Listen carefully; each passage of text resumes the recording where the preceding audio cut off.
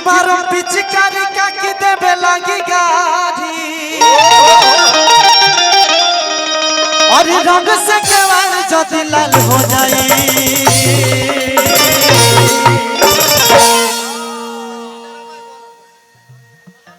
और रंग से केवाड़ जदी लाल हो जाई ए भौजी घामे डालवा अन्ना तो जाड़ हो जाए। फागुन के ऐसा हवा हो संगम भाई कि नौस ले जाला भिखारी बाबा कहो कि चैत में के जाड़ आज फागुन के बरैया के जाड़ नौस ले जाला हाड़ में छेद करेला पैसा तो हम लोग पैसा देते रहो तो बुझाता कि साल भीतर कुछ नया मारे के पड़ी। चंदन भैया गाना अरे मारो पिचकारी का कि देबे लगी गाड़ी मारो पिचकारी का कि देबे लगी गाड़ी मारो पिचकारी का कि देबे लगी गाड़ी रंग से खबर जदी मन हो जाए। ओहो कन्हैया भैया की तरफ से पुरस्कार एगो ऐसन गार्जियन जेकर आशीर्वाद जब से हमारा ऊपर पड़ल बढ़िया बढ़िया कलाकार के अपना दुआरे बुलावे के सौभाग्य प्राप्त भइल। चंदन भैया नियर कलाकार और देत भले बने लेकिन वापस ले लिया। अरे रंग से केवाड़ जदी लाल हो जाए ए भौजी को में डलवा ना तो जाड़ हो जाए ए भौजी को में डलवा लो ना तो जाड़ हो जाए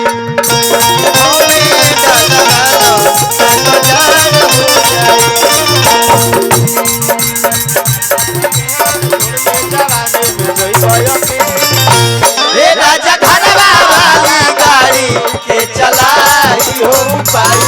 कौन कोई के गयो हे राजा घरवा वाली गाड़ी के चलाई हो पाई कौन कोई के गयो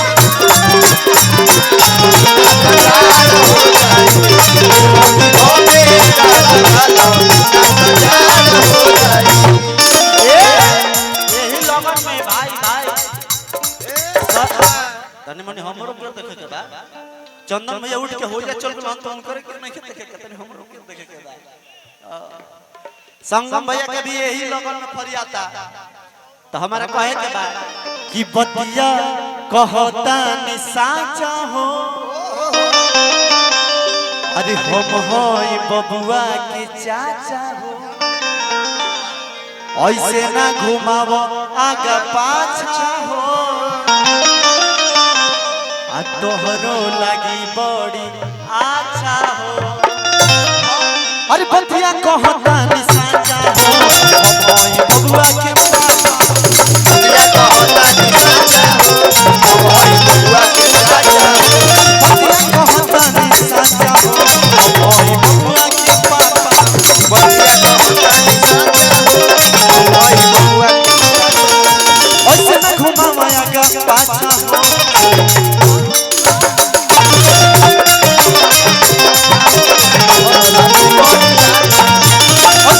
पाछा हो तोहरो लगी बड़ी अच्छा हो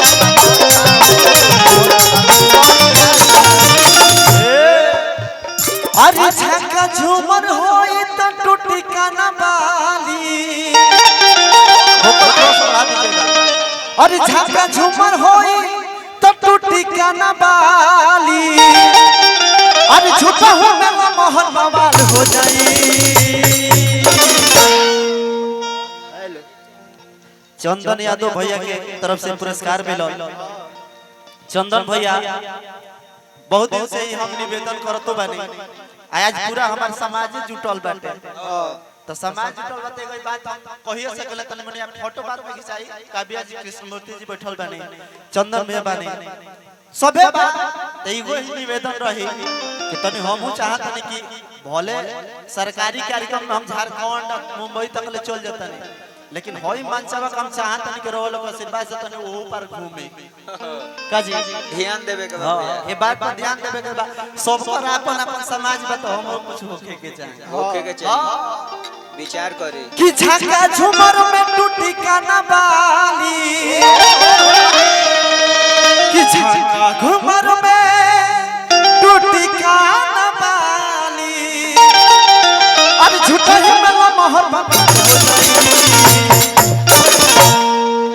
भौजी घामे डलवा अन्ना तो जाड़ हो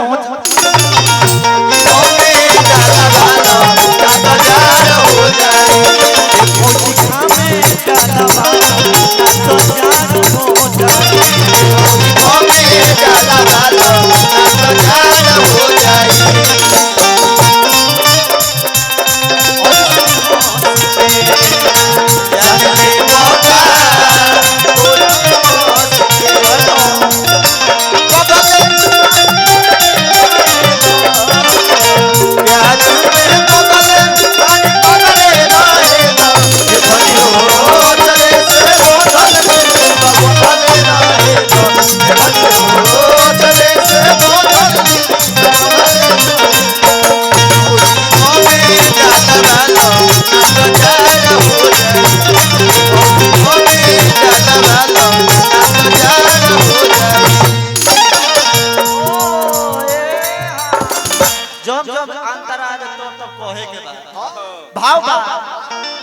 कि काहे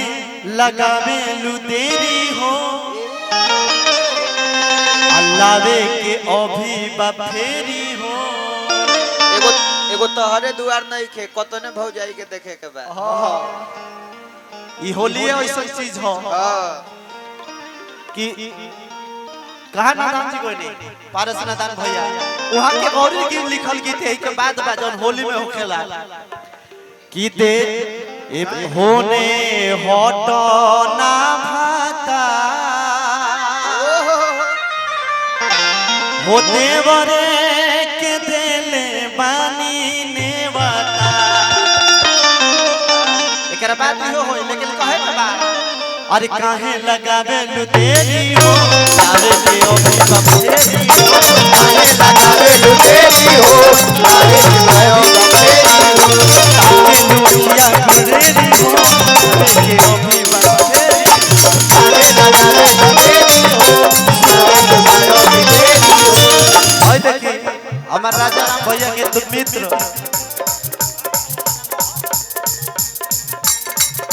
विनोद यादव जी की तरफ से पुरस्कार बहुत बहुत प्रणाम करता नहीं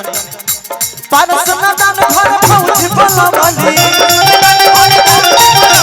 पारस नादान घर भौजी बोलावली भीतर धनाई रोवा खाड़ हो जाई ए लाइन के देखो ए लाइन के कि पारस नादान घरे भौजी बोलावली चंदन भैया आ भीतरी ढलाई रोवा खाड़ हो जाई कि ए भौजी घाव में डलवा अरे डलवाऊ न रे भौजी ऐसे ऐसे होली में दोनों जना करवा लो मोटू पतलू के मित्र भाई कृपया मोटू पतलू को ले जाएं ए भाई हम जानत तानी कि पिछला समय के पहलवान रहला के कि पारस नादान घर भौजी बोलवाली भीतर डलाई रोवा खाड़ हो जाई ए भौजी भौजी रे खोलो ना केवाड़ी भाई हम कहने की कुछ और ही है अरे ए उम्र में ही तना बुझाता तो उम्र में का करबा बयास कि भीतर डलाई रोवा खाड़ हो जाई ए भौजी पैसा अशोक यादव जी की तरफ से पुरस्कार बहुत बहुत प्रणाम करता है जानू बाबा बहुत दूर बैठल पड़ल हे ने आवलो कि भौजी घाव में डलवा तो जाड़ हो जाई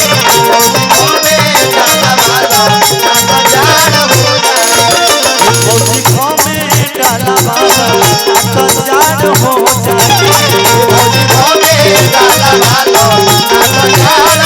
जाई